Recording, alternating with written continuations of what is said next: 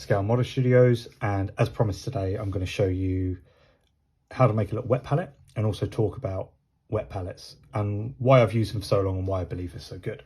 Now, I am kindly sponsored by Redgrass Games, and I've been using their Studio XL pallet for a really long time. This is a fantastic bit of kit. It keeps paint wetter for longer, so you're actually preserving the life of it and not using as much. I haven't used this for a couple of days, but as you can see, everything's still really nice and wet.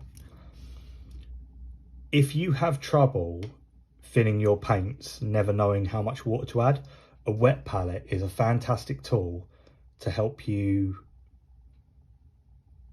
thin those paints, make them smoother without really having to try. So I think they're a really cool tool to have in the hobby kit. So today I'm just going to show you how to make a little cheap one with materials you've got around the house, which, do you know what, is a fantastic step to working out whether a pallet is right for you. Maybe open your eyes to using a pallet, but also maybe taking that step to something like this later on, because you haven't forked out all that money and you might think, do you know what, this has really worked well for me. I'm ready for something a bit more professional, this is where I believe Redgrass do make the best wet pallets. They've got the Wet Pallet 2 coming out soon, which I do have, but actually backed on Kickstarter.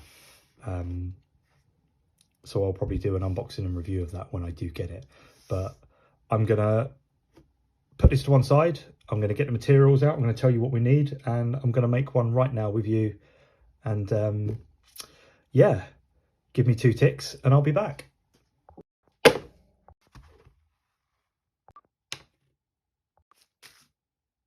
You can use a Tupperware box. You could use any type of container that preferably has a lid. It's going to save everything drying out. If you don't have something with a lid that you like, that is a nice size, whenever you're done, get a piece of cling film and just put it over the top of it, and it will do the same effect. But for purposes of this video, I'm going to use an old Citadel Tough box.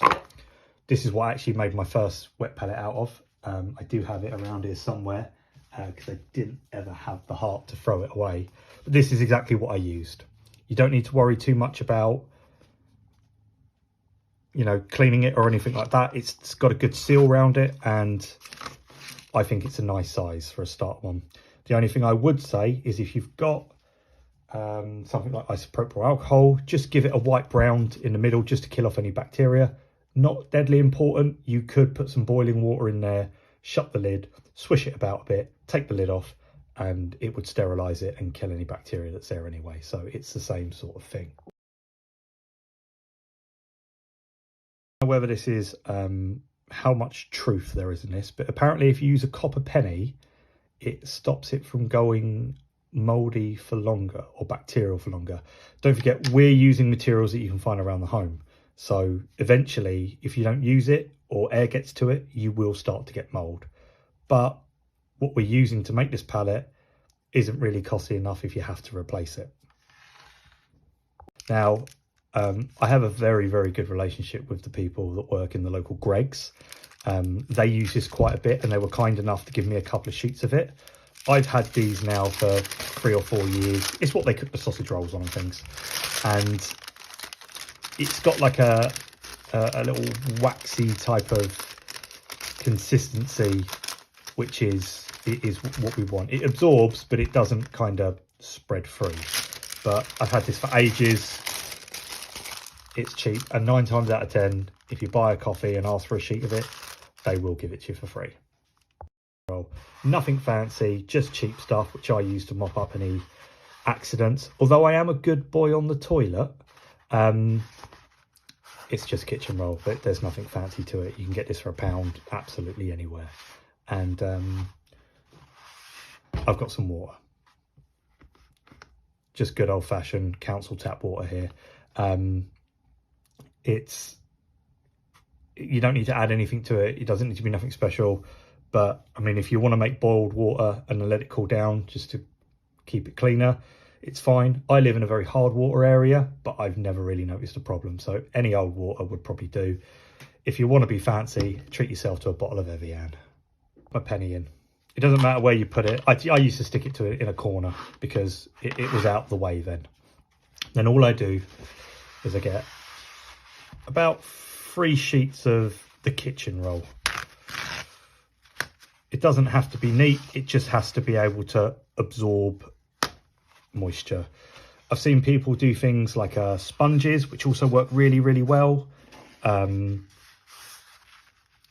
It doesn't really matter. It's anything that holds water that isn't going to dry out in a hurry.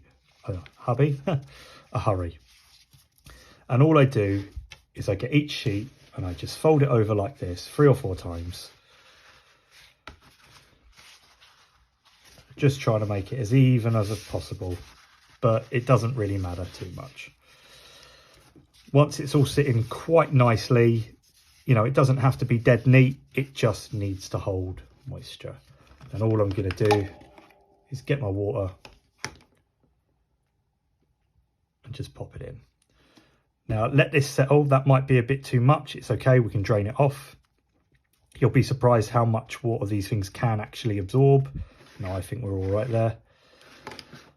And just keep pressing it down is all I do, just so it's nice and flat. The flatter you get the kitchen roll at the bottom, the flatter you're going to be able to get your parchment, which is the flatter you're going to be able to get your pallet.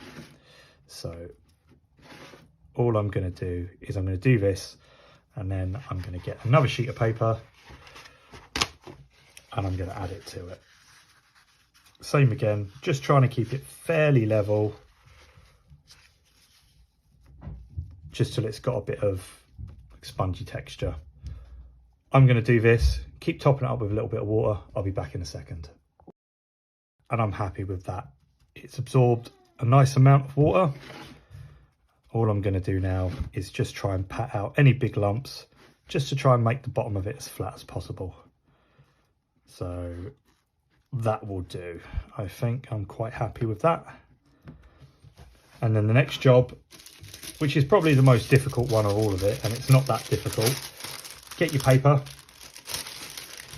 and all I'm going to do is roughly measure where I am with this, and I'm going to cut a little square just to fit nicely inside the box.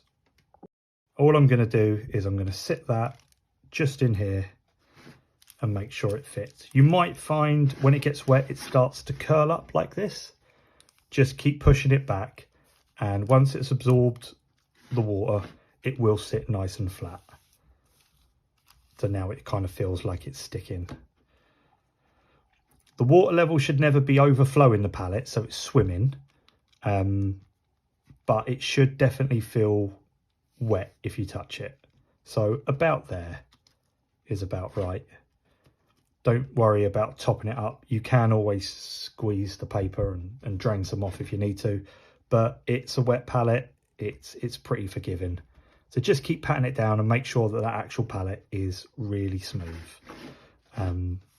Don't obsess like I'm about to, but also it does help if it's nice and level. It will just stop the paint from running. But I'm pretty happy with that.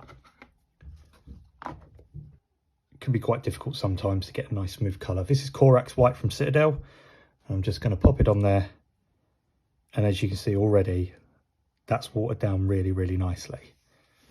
And all I'm going to do, just on here to show you, you get a nice smooth coat of it. And that's it. Really, really easy. It's a great tool to have in your hobby arsenal. It's really cheap to make.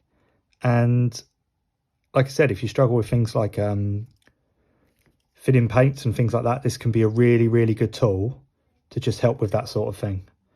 So there you go. Super easy. Not that hard to do. Not that expensive to do.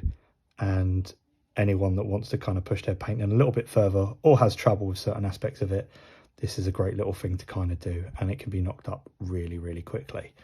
So there we go. If you made it this far, once again, thanks again for stopping by. You can find me over on Instagram. Any comments, any suggestions, anything you do slightly differently, then please let me know. It's always great to share information within the community, and I will catch you all next time. So from me, Take care. Smooth, why?